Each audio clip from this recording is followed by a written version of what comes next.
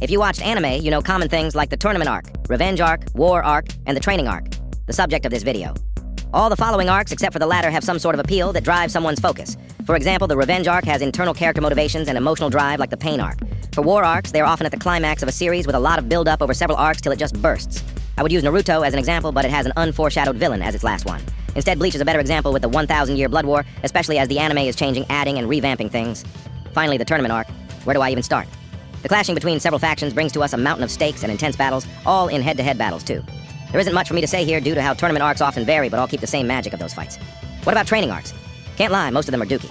They mostly tend to follow the same formula of character training, often in basic ways, too, which leads to training arcs being the less appealing arcs of the common arc tropes. But not many writers/mangakas know a way around this, as their characters need to get stronger and/or understand the power system, right?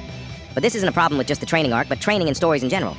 Some just find a way to skip this in general, like how JJK uses Yuji watching movies off-screen to skip out on the training arc, or we get a time skip which tells us what happened, but skipped the majority of it.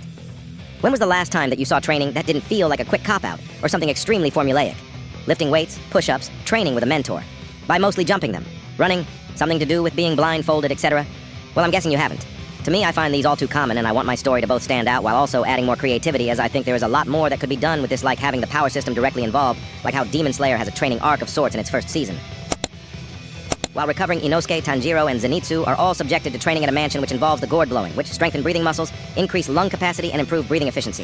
If you didn't know, Demon Slayer's power system is breathing styles, and as thy name suggests, breathing is how you access these abilities. By improving this, they are improving how powerful they are while in a unique way. The size of the gourd you break represents the strength of your breaking and the increased strength of it. This fits pretty in line with the power system that has been introduced, and it's not the only thing linking to breathing or the power system done in this arc. I want my story to do something similar while also keeping it different. This is how I'm making training unique in my story. My story is called Izanagi, and it's about characters as they set out to achieve their goals/dreams, while we see the costs of them and find out the reason for them as the story goes on. If you want to see more, check out this video after this one. Before telling you guys what I'm doing to make training unique, I'm first going to give you guys my formula for what would make a better training arc. First, you have to show what the training did. If there is no showcase of how the training improved someone, then to a viewer it might be pointless. An example of us seeing training actually get to use is in Naruto. When we see him get to use the Rasen Shurikyen soon after on Wire Guy, I cannot be bothered to search up his name for this as. This was basically right after his training concluded, and helped showcase that his training actually meant shit, and giving us a well-deserved payoff. Back to Demon Slayer, we are shown visually what the training did, and not just muscles, but visually with the fucking gourd. This is also shown with other things like the cup game, in which we see how they slowly progress through it, both gaining better reflexes and control. Training that shows a visual improvement, instead of just lifting increasing numbers of weights, feels more deserved.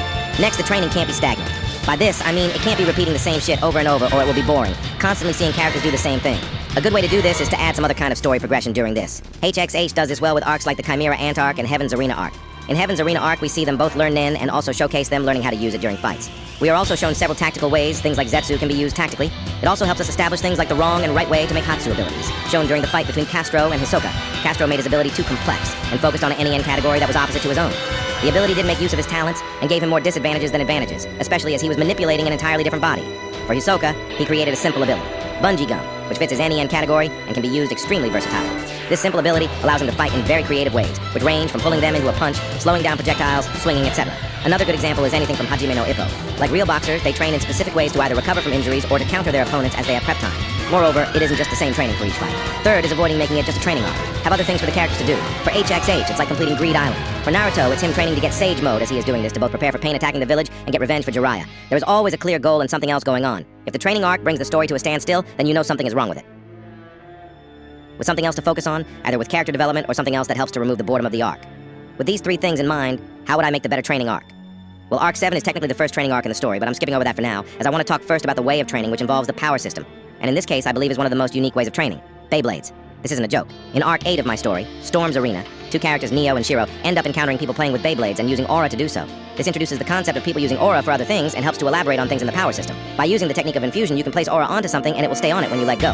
Before, things like how aura runs out isn't elaborated, but here it is. It basically acts like another aura coat. So how much the flow of it is controlled is how much it loses. It will maintain the aura control that was placed on it until it runs out, unless you manipulate your aura. You see, before this, we find out someone is able to change the direction of things by using infusion, basically telekinesis. We find out that while manipulating, you are also using the object's aura coat through this Beyblade thing. So how is this training? Well, both of them realize that this is actually improving their aura control on both their normal aura coats and secondary ones. Moreover, it helps them actually understand when and when not they should by actively controlling it so they don't waste it too much. It also helps them with coordination as well. So what does this do? Help us understand more of the power system, find a unique way to train, and world build. Another unique way of training is with experience. In Arc 8, most of their training is done with experience as they are literally in a fighting arena doing several fights, but to properly understand what I mean by experience throughout the whole story, take Kuro learning grappling. The way Kuro learns grappling is entirely through experience, and it's not through the arena. Before I continue, I need to explain Kuro's precognition. Precognition allows him to predict movement from subconscious mental reasoning. It slowly gets better the more you do something. This is a thing similar to instinct. For grappling, this comes from his play fights with another character called Kair. It's established in Arc 1 that Kair is a grappler, and she is really good at it. As they play fight, she uses her grappling, which leads her to win often, but due to the frequency, Kuro both learns how to adapt, while also having his precognition get to work, which allows him to get better at grappling and eventually use it in a fight. This isn't pointed out as bluntly as it is here, due to the fact this is done over a series of several chapters and is never the main focus. The change in Kuro is subtle, but when it's actually made use of, it's effective. That's just one of the many ways experience is training in my story. The next unique way of training is Kuro learning history. Yeah, so while Shiro and Neo are doing the Beyblade stuff, Kuro has this going on. We learn that being smarter actually helps with your subconscious aura control, as your brain is able to handle more cognitive information. This training allows Kuro to be better at controlling his aura, because at this point, out of all the main cast, he was the worst at this, so had to fight more aggressively to have a chance. With this improvement, he's able to fight in a more freeing way, but also with his skill of fighting more aggressively allows him to actually gain more aura than a normal person. The final way of training happens in both Arc 9 and 14, where Kuro trains to increase his speed. We first see him study ways to get faster, and he does so by adjusting his form scientifically, without using abilities, but the other way is what I want to focus on, enhancing his reflexes and instincts through fighting beasts. Specifically dodging their attacks just barely before landing counters. He limited himself to only landing counters, and he only starts doing counters when he thinks his speed has adjusted just enough. This is actually in line with his precognition, works as precognition, allows him his brain to adapt to this like an algorithm, which to him allows him means that he becomes much better at reacting at high speeds while increasing his speed. This also points out something I don't see a lot of stories focus on, reaction speed, as people would need to be able to also react at those speeds. He also increases his eye coordination by allowing him to basically be able to react and do a counter quickly. Now, if I was to make a traditional training arc where it wasn't just side content, I would give it an actual realization that isn't just, we need to get stronger. I would make it specific. What would they need to train? Why do they need to train? What incited them to train, etc.? This helps me to understand what methods they should train in. Second, I would think of ways to get them to train. For example, if they are having trouble betting into the flow state, which limits the aura they can gain during a fight, and limits the chance of them landing critical hits by a lot. Throwing yourself in fights wouldn't suddenly get you into the flow state. To actually fix this someone, it would be best to do something you are skilled at, like arcade games. The flow state doesn't only target fights, but every activity, so once they are able to access it through the arcade, they are more likely to be able to access it overall. This would most likely be suggested by a mentor or master, as to help them through the block, as this wouldn't be a common solution, but it makes sense considering everything considered. For this imaginary training arc, let's stick with the same example and say that the person training needs to get stronger for an upcoming tournament. We already know they need to access the flow state to be better, but because of this, they could also have some flaws with other instinctual things like reaction speed, so that becomes something to train to. We could use something like the cup game or something else like catching rock, paper, scissors, being a fielder in a game of rounders, killing flies, or using the fighting equivalent of an aim trainer. All these train reaction speeds, but in a different way. Being a fielder in a game of rounders causes you to be better at hand-eye coordination, but also reactive, which can help with parrying unexpected attacks.